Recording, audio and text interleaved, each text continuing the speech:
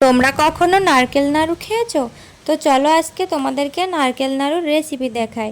প্রথমে একটি নারকেল আমি ভেঙে পিস করে কেটে নিয়ে আমি এটা মিক্সারে মিক্স করে নিয়েছি।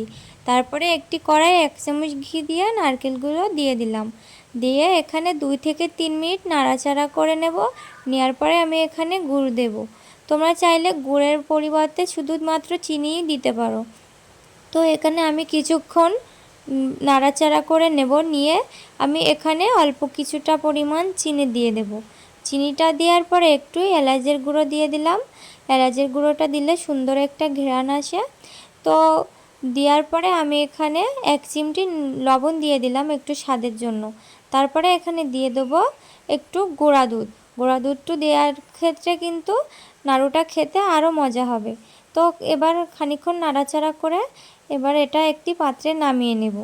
নিয়ে গরম থাকা অবস্থায় হাতে ঘি মেখে এইভাবে নাড়ুগুলো গোল গোল করে সবগুলো এক এক করে বানিয়ে নেব। সবগুলো নাড়ু আমার বানানো হয়ে গেছে। এই নাড়ুটা খেতে কিন্তু অনেক ভালো লাগে। তো তোমরা বাড়িতে একবার অবশ্যই কিন্তু বানিয়ে খেয়ে দেখো। টাটা।